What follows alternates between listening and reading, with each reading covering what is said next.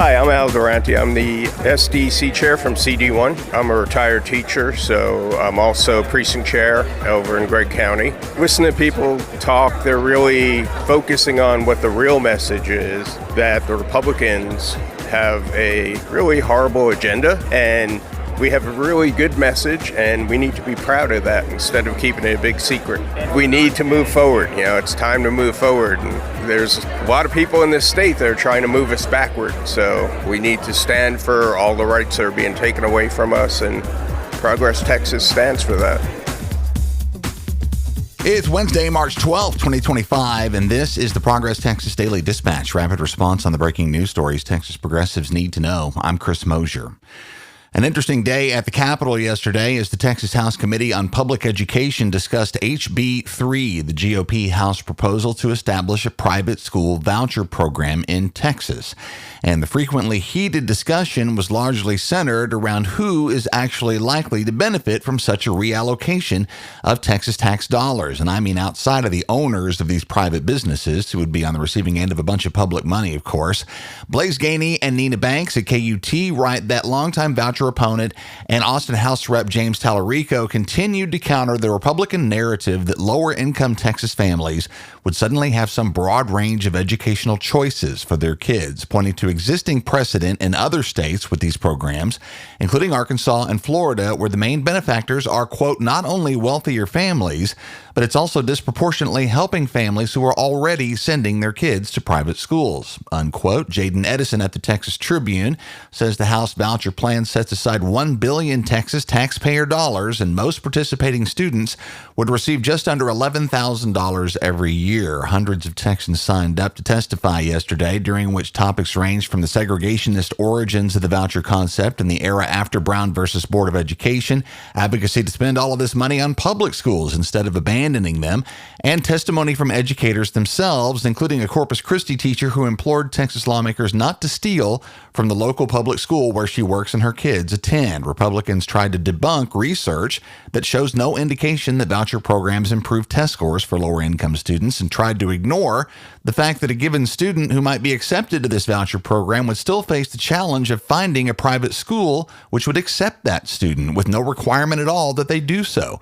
Private schools, being private businesses, can reject any student they choose for any reason they choose, and HB 3 does nothing to address that. Rep. Tallarico, to that point, said, quote, we are allowing the private school to have the ultimate power in this equation, and so I resent the effort to use parents as a shield for this push for privatization, unquote, and agreed.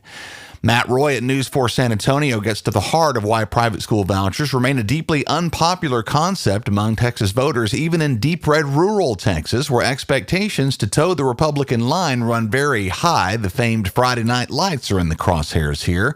And public educators are arguing that the voucher system could take a major toll on athletics in those little Texas towns. Brian Woods, executive director for advocacy for the Texas Association of School Administrators, says that the coaches and athletic staff of the average Texas public school would be as much on the chopping block as teachers and administrators would be in the face of budget cuts. He says, quote, the biggest part of any school district's budget is staffing. And so where you're going to have to start saving money is you're going to have to start cutting staff. Football is not going away in Texas, but it may be that the coaches dedicated to it would have to be scaled back as school budgets decline, unquote. Many public school athletic programs are already propped up by outside fundraising. So an additional layer of income disparity would emerge between schools, with even more advantage for the athletic programs of wealthier schools over the more economically challenged neighboring schools against which they compete in sports. We want to thank San Antonio Representative Trey Martinez-Fisher for making his Capitol office available for our coverage of the voucher debate this week. To Washington, D.C., where a loyalty test looms for our senior senator and a prominent Austin area Republican House member. Catherine Wilson at the Texas Tribune says Republican Senator John Cornyn and Republican Congressman Michael McCaul have countered Donald Trump on one of his many whims, in this case the gutting of the CHIPS Act, which gives funding to companies for the domestic manufacturing of semiconductors and was signed into law by President Biden in 2022, which is the main thing Trump hates about it, of course. Well, That law has resulted over the last couple of years in billions of dollars in funding here in Texas, notably towards 2 Samsung facilities in the Austin area, 3 others in Sherman, and more around the state, all currently in various stages of construction and all now threatened by Donald Trump's petulance.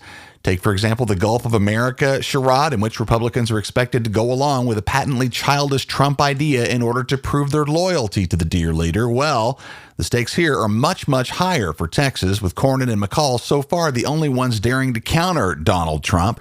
Ted Cruz's office declined to comment. Another bill, by the way, was in the mix at the Capitol yesterday and is in danger of being overshadowed by the voucher debate, but it's one you need to know about if you're one of the majority of Texans who rent your home from a landlord. Megan Kimball at the Houston Chronicle has details on House Bill 32, which is titled and is being discussed by Republicans, including Lieutenant Governor Dan Patrick, as an anti-squatting bill. Yes, you'd be as surprised as us to learn that real estate squatting is a sufficiently widespread problem to require new legislation. What this bill actually does is make it much, much easier for your landlord to kick you out of your home. It would radically transform the eviction process in Texas, allowing landlords to evict renters, often without notice or any legal proceeding. Opponents of HB 32, including tenant advocates, judges, and lawyers, are calling it a Trojan horse designed to strip tenants of their due process rights. Ben Martin, research director at the nonprofit Texas Housers, says that with HB 32, quote, the presumption is that the landlords have the correct case and any defense that a tenant has is false. It makes the eviction process in Texas once and for all a rubber stamp for landlords, unquote. If you rent, and chances are you do, the time to call your representative in Austin and express your concerns about HB 32 is right now, especially if you live in El Paso.